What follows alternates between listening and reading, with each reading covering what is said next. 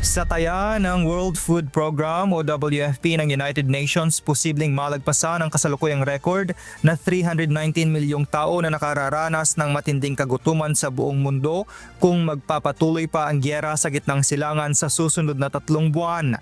Ayon kay WFP Deputy Executive Director Carl Scow, direktang nakakaapekto ang pagtaas ng presyo ng mga bilihin sa pagdami ng mga nagugutom. Our analysis projects that if the Middle East conflict continues through June, an additional 45 million people could be pushed into acute hunger by price rises.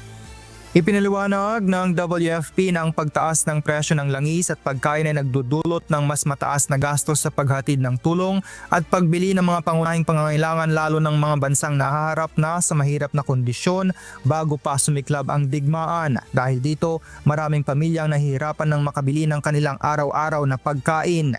Taken together, the spike in global food and fuel costs could leave millions of families priced out of stable foods. This would take global hunger levels to an all-time record, and it's a terrible, terrible prospect. Dagdag pa ng ahensya na antala rin ang mga humanitarian aid dahil sa pagsasara ng mga mahalagang ruta ng transportasyon, kabilang ang mga dinaraanan ng mga supply ng pagkain at fertilizer. Nakakaapekto ito hindi lamang sa gitnang silangan kundi pati sa mga bansa sa Africa at Asia na umaasa sa import ng pagkain at langis. Ayon pa sa WFP, ang pinakatatamaan ng krisis na ito ay ang pinakamahihinang sektor sa lipunan.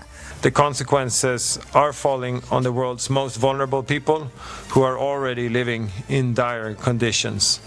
They do not have the margins to cope with a new jump in living costs. Sa kabila ng lumalalang sitwasyon, nananawagan ang WFP sa mga bansa na magtulong-tulong upang mapigil ang paglala ng krisis at masiguro ang sapat na pondo para sa mga humanitarian program.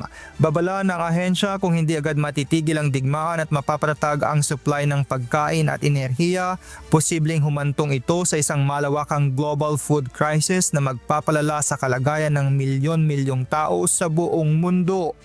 James Hilario, humahataw sa balita ngayon.